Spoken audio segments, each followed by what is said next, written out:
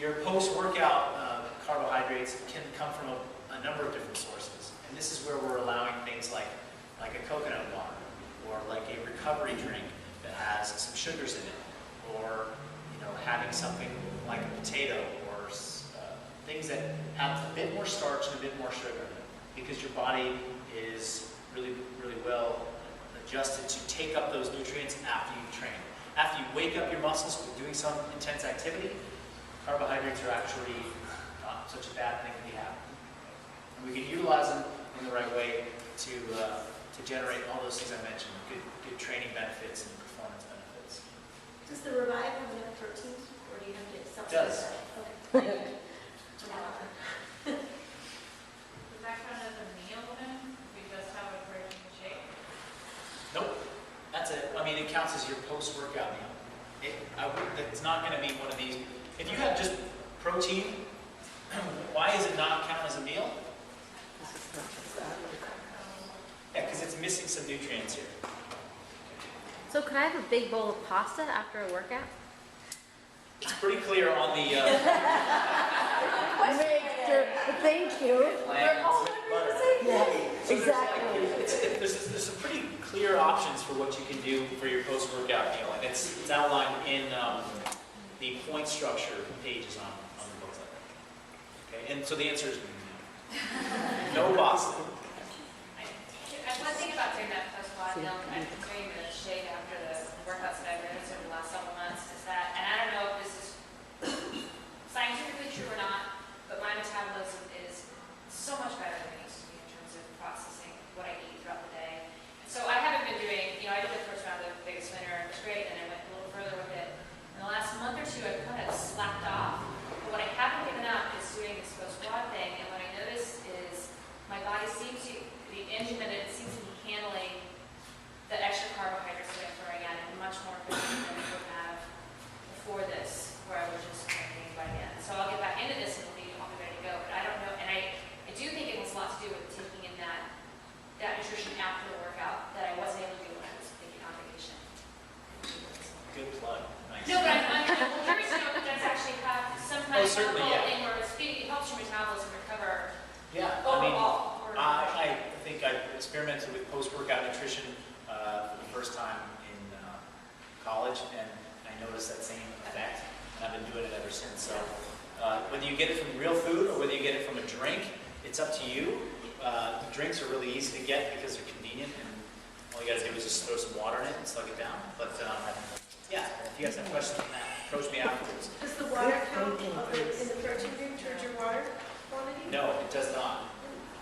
So people sometimes have these drinks after they train, and there's water in it, and they want to count it towards their water up here.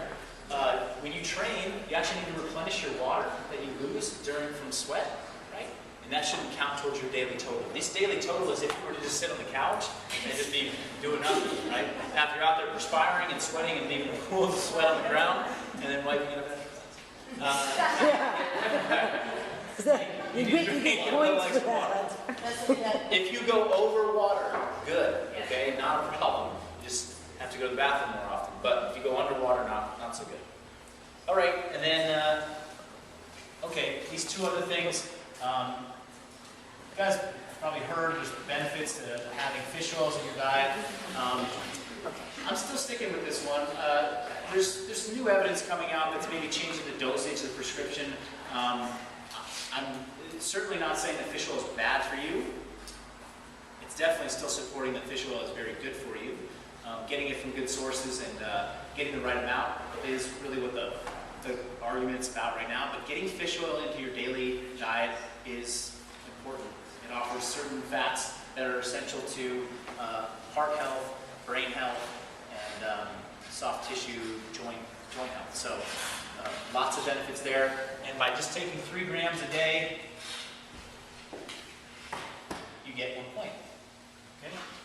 And you can ask me or somebody else that's taking fish oil where they get their stuff. Question? Does that need to be spread out to a day? You have to do a breakfast, lunch, dinner fish oil, or can you take 2 a day? I think that the optimal prescription would be getting it at various times a day, spreading it out. And also having it with, having it with a meal where there's other fat so that it helps to absorb. But I tried to do that, spread it out, and I started missing my dosage. So I stick with getting it in one dose at one meal. Yeah. Okay, and mobility. Why? Okay, these get you a point as well.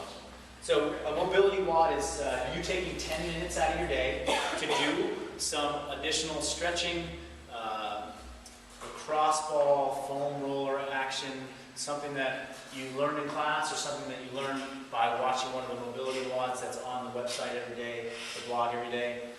Perform that, get yourself an extra point. People, by cleaning up their diets and drinking enough water, right, they start to see their flexibility improve without even doing mobility WODs. So that's one thing that is a good measurement of how clean you're eating. Because when you're eating bad foods and your joints are mildly inflamed, it can affect kind of range of motion. So hopefully that's going to affect your mobility. But in addition, we're suggesting that, hey, get yourself doing some routine, 10 minutes a day. And you're going to have a coach that's going to be like, hey, you could really benefit from this thing where you put your band like this, and you do this move. Just do it once a day, before or after class. You can count it as your mobility WOD. Okay? And if you need suggestions on what to do, approach your coach and say, hey, what's the best stretch that I should be doing right now? Do it every day. All right, that pretty much wraps up how you accumulate points in this thing. I guess I'll quickly talk about how you can lose points, and then we'll wrap up. Okay? All right. Can I erase the workout for it? So some things that we. The reason I came up with deductions or ways to lose points was because these I found to be overdoing this in other nutritional challenges or working with clients. I found that these to be places that people make big mistakes, and it can really affect other aspects of what they're trying to change. The caffeine. Is that how you spell it? I thought caffeine was good. Guys, pipe down. I didn't even think. Okay? Caffeine is fine. I'm not going to say you can't have it, right? One of the biggest, two problems with caffeine.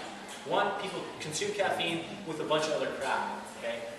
Sugar, pumps of chocolate, big things of non-fat milk, a non-fat skinny vanilla latte, whatever that might look like, that's really the major problem. The caffeine itself is not what's really harming you. In some cases it can be, and caffeine is a big stimulant. It gets your adrenals really active.